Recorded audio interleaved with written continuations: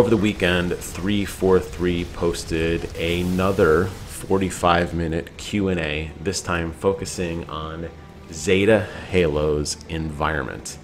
And I thought it was a really, really good shift from the written word. I know they seem to alternate. It seems like they do a blog post 1 month, then they do a YouTube video the next. I much prefer the YouTube video because you can see the developers' faces, you can hear the emotion in their voice, you can understand that this is a passion project, something that really does get lost in the written word. Plus the written word is just kind of a lot to process, honestly, and I think most people just gloss over it because you just get bogged down in technical details that just don't really seem to add up to much of anything. This month focused pretty heavily on the environment with a lot of questions and answers discussing environmental changes and how the game would play in the open world sandbox. And they had their typical litany of people to support, which was really, really good because you got a lot of different insights from everybody in their own respective tracks. And I like the answers that they gave. Now, this whole endeavor that 343 going on, 100% is damage control. That said, I do appreciate that they are going out of their way to take some time to kind of walk through their creative process. The concern I have is the more and more we hear, the more and more the questions are asked, and the answers, which I do believe to be truthful, are processed. I think you're going to start to build up this game into potentially more than it could be. I don't know if that's the case yet. Obviously, we haven't seen it, we haven't played it, we haven't got any sort of beta or hands-on impressions other than that one video we saw, which was universally shredded, which ultimately led up to this whole thing to begin with, honestly, with these monthly blogs, the delay of the game, etc. It'll be interesting to see as the game gets closer how much more willing they are to kind of convey information because, to their credit, there are a lot of questions that they are asked. They flat out say, no, we are not doing that. Or, no, this isn't part of our plan, or we don't feel that that's important. And I respect that. I really do. The question is, though, is it going to be the game we want it to be? And that remains to be seen.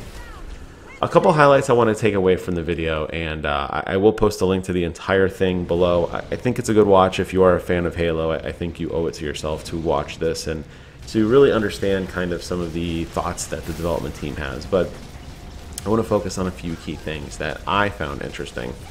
The first was that while the game will feature a dynamic day and night cycle, which does carry into cutscenes, by the way, which are fully rendered in-engine, it doesn't seem to have much of an impact outside of the normal gameplay. They said that while there will be some different wildlife, I'll talk about that in a second, while there is some different wildlife that will be present at night, and you may see more enemies who use more bioluminescence type things. So think of like the Covenant plasma jackals comes to mind, right, with their big energy shields. You're not going to see a dynamic shift in it's better to attack at night versus the day. You're not going to see enemy patrols swap in and out or anything like that. But it is going to give you at least a different visual cue. I'm okay with this. I don't necessarily have really think of Halo, at least the game version, as something that is really tactical based. It's very run and gun. It's always been very run and gun. I wouldn't really expect any different of like you laying down and doing reconnaissance and kind of mapping out the way you want to enter a base in the way that you would with more tactical game like a Tom Clancy's Ghost Recon game, for example. I wouldn't expect that. So I'm partially glad to hear that they're not going to be overlaying any kind of over-the-top tactical stuff. You know, as a Spartan, you should feel powerful. You should be able to engage when you want. You shouldn't necessarily have to wait. Now, the book version, obviously, very radically different, but that holds true in many facets of what Halo is, so I'm not going to try to even compare the two there. The other part that they talked about was this wildlife, which seems to be just a placeholder for more environmental feelings. They said they're going to be putting in a lot of trees, and they really focused on the Pacific Northwest with a lot of their terrain and the pine trees and the mountains, and they're going to have these exotic animals that roam that are not hostile, they're just kind of there. I'm okay with that. I do think it feeds into the environment. I do think it feeds into the experience of what they're trying to convey, that you are on this strange world, but it is a fully fledged, fully populated, fully vibrant world. That said, I'm glad they didn't go down the route of crafting or weapon upgrades in terms of go kill 10 boars to upgrade your gun or your bullets. You know, I'm glad they didn't go that route, because this is definitely doesn't need a crafting component to it. And I'm glad they're not falling into the pitfalls of a traditional Ubisoft open world experience where everything has to have a purpose. It's nice that there are things in the world that exist solely because they exist. You don't have to harvest trees, you don't have to harvest pelts or furs or any of that crap, and I am perfectly okay with that. They did say there will be some dynamic environments, really only with wind right now. It doesn't seem like it's going to play much into bullet trajectory or anything along those lines. It's just going to be yet another visual cue, yet another environmental storytelling thing. They didn't say there would not be any rain at any time, but they're open to the idea. One would anticipate that in the future you may get some sort of map with a rain cycle or something along those lines, but we're not quite there yet. Moving on to the story and how it interacts with the world, they did say that the main story beats will exist in traditional pre-existing structures, but they are putting a lot of emphasis on these dynamic world events that will occur. You know, think along the lines of Silent Cartographer. That said, that was their big inspiration. So there's going to probably be pre-positioned locations where enemies will be, obviously based on the weapons you have, based on the direction in which you attack, and based on, I guess, what kind of mood you're in. You're going to be able to tackle these engagements in radically different ways, which lends a lot to replayability. And despite, you know, the fact that the traditional Halo games are very linear, except for these, you know, small pockets of sandbox gameplay, I think Halo has a lot of replayability. I've played through each of the campaigns numerous times, both single player and cooperatively, and never two experiences have ever been the same for me. So I'm incredibly excited for the fact that they're going to be able to take that and really multiply it and magnify it in such a large open space where you're going to have these giant open world areas to fight in. I think that's going to make the game significantly more fun. Now, there were a couple drops to take away from here, a couple like little zingers that they had. People seem to be upset that you can't play as elites. I don't see this as a problem. This is a Master Chief and a Spartan story. I think the elites were cute in some of the previous games, particularly in multiplayer, but ultimately didn't serve much of a purpose.